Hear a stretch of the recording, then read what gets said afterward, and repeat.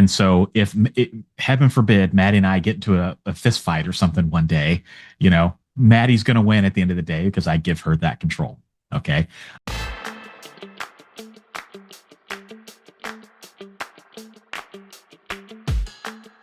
Hi, and welcome to the Story Rebel Masterclass.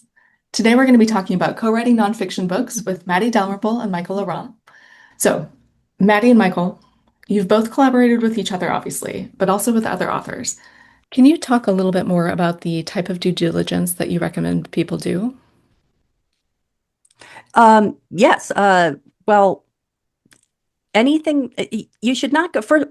One thing I'll say is if you're friends with someone, this is not enough.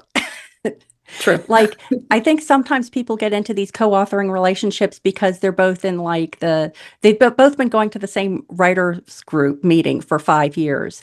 And someone says, oh, I'm looking for someone to write this book with. And the other person says, yeah, that sounds like a good idea. And yet they don't know, has the other person written before? Have they published before? What's the quality of work they've published? Have they published books? Have they published articles? How are those books or articles been received? And so there's a lot of due diligence in terms of just making sure that this is someone who you want to hitch your wagon to, as I'm sure we'll talk about. Co-authoring is kind of like a creative marriage, and is this someone you want to enter into that kind of partnership with? Google is your friend. Make sure that there isn't something going on behind the scenes that either would indicate that this is someone you don't want to associate yourself with, or who might not be a good expertise match or personality match or something like that. So those are some of the due diligence things that we recommend that people do before they approach someone. And then Michael, maybe I'll turn it over to you to say, to talk a little bit about what are the things that you want to talk about with the person to make sure it's a good match. Yeah, I think talking is really important. So something that Justin Sloan and I did that was really, really helpful is we just got on the phone and just talked. We had a couple of different phone conversations. Like the first conversation was just, hey, you write books about cool teddy bear protagonists. I write books about cool teddy bear protagonists. And then we just talked about stuff. And then the second call was, okay, well, what would a collaboration look like? And so we talked about it, and I got to know his goals and he got to know mine. And, they were a little different in some cases, but they were pretty complementary. And then, the third call was more, oh, what if we wrote a novel about this? And what if it was that? And we started batting around the idea just as a proof of concept. And when we felt like that could be kind of a cool thing that we could do, and we felt like we were trading some things back and forth on a Google Doc, just so I could see what it was like to work with him and what it was like to work with me. And we both felt pretty comfortable about it. At that point, we really started talking about the details of, okay, well, what if we did write a series together? What would that look like? Who would market it? Who would publish it? How would the royalty splits look like? And then we memorialized that in a contract. And, hopefully I'm not getting too far ahead here, but I do think that a contract is important because, one, it will help preserve the friendship, especially if you have a friend, because everybody is clear on what happens, right? Who gets what, where it gets published, copyright, all that stuff. And then, what happens if there's disputes, right? And everybody's, hopefully is on the same page about what happens in the event that there is some sort of a conflict.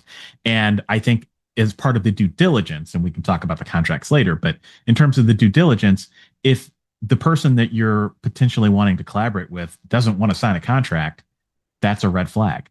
Or if you can't even come to an agreement on what a contract should look like in terms of terms, then that's a red flag. I think that a contract protects everybody, right? Because you've done all that work that Matty talks about looking up the person, asking around within your network, whether this person is a potential risk, that sort of thing. Then you want to make sure you protect yourself in writing. Because unfortunately, even if you do all of the right work and all of the right due diligence, sometimes there's conflicts. And so having a contract will protect both of you in the event that happens. And it just ensures that everybody's speaking the same language, everybody's on the same page, and that, down the road, 10, 15 years later, when memories fade, it's clear what the original intent was. Yeah, I think that it doesn't even take that long for memories to fade because I remember being very glad I had a contract to reference because um, a new retail platform came up, and I couldn't remember if Michael and I or Mark and I had talked about how we would handle that. And I was able to go back to the contract and say, "Oh, yeah, I see that we did or we didn't." And in this case, it was new. We hadn't. We, did a tiny update to the contract. And so I think sometimes it's more comfortable for people to think of the contract as where do you capture your agreements so you don't have to keep revisiting them. And Exactly. and down the road, you can go back and say, oh, yeah, that was intentional, or oh, no, we've identified a hole and now we can fill it with a little addendum. And sometimes that's more comfortable than thinking of it, on the surface as a way to resolve disputes.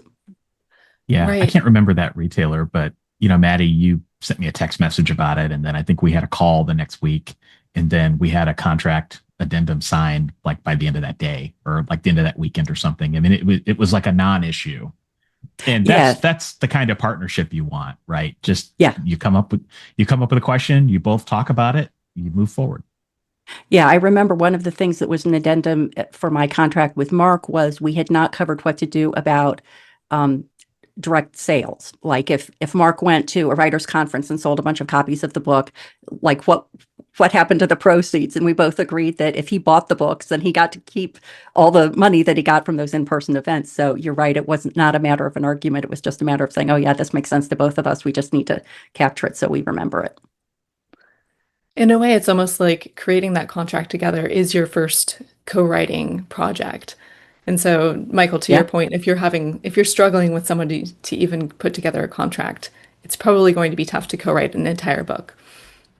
Just think about it like this. If you have a difficult time just having a conversation, what's it going to be like down the road if you have a contract with that person and you come up with some sort of a dispute, right? Like you're doing both of you're doing both of you a service by doing that.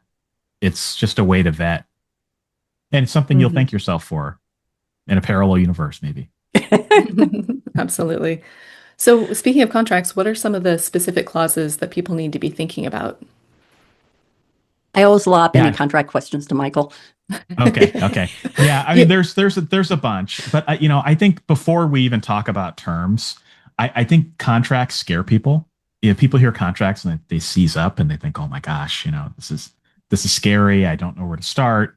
And really, I think the best contracts are in plain English, right? So you don't need to do any of the thou shalt or should, you know, the legal terms. Just it should be in plain English that everybody understands, right? So you don't have to be complicated with it. But what I would also say is that in terms of terms, there are just a few things that I think are primary. There's a lot of other things that we could probably spend a whole hour talking about, but I think that the primary thing is royalties.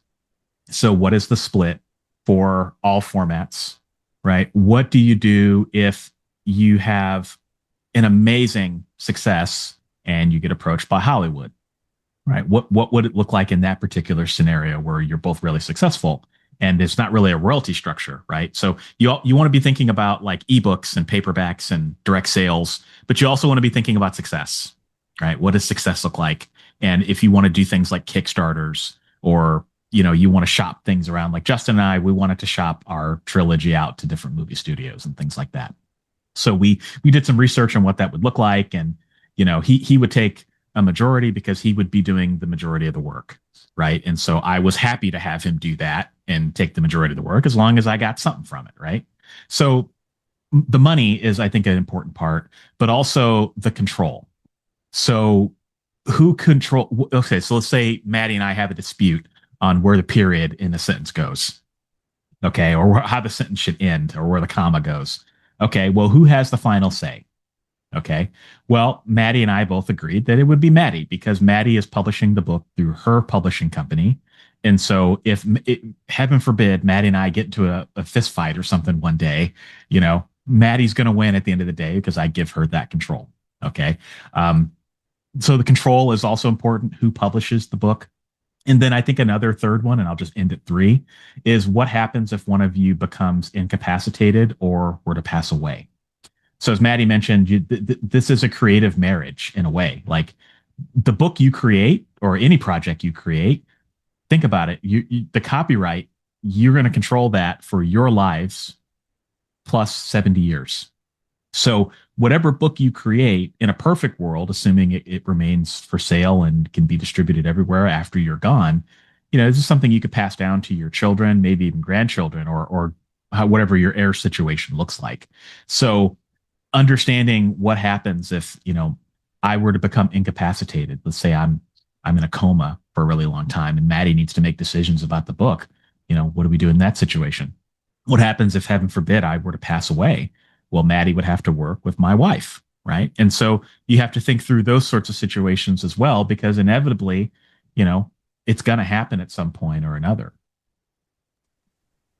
Yeah, I'll just add one thing that people can consider beyond a formally signed contract. I totally agree with everything Michael said. There are some things that you want to come to an agreement on, but they're not really contract necessary, or they might change too often. So as an example, one of our recommendations is that if you're working with other professionals like cover designers or editors, you only have one person who's the contact for that person. Yeah. And so if you're working with a cover designer, and then Michael and I would need to thrash through our spec for the cover, and then one of us would be the person who would go to the cover designer and convey that and convey any of the cover designer's questions back to the partnership. That's the kind of thing. I don't think it needs to be in a contract, but it's nice to have like a companion document that is capturing those things that are either don't really need to be handled legally, or they might change so much. Like, okay, for the first half of the year, I was the contact for our team, but for the second half of the year, you're going to be the contact for the team. And if you have those two things, the legal agreement and then this addendum that's more changeable, that captures your agreements about other ways you're going to work together, I think that's a really nice balance. Yeah, that makes a lot of sense. Kind of a style guide for the relationship and the working relationship, as Yeah. well as obviously the book itself.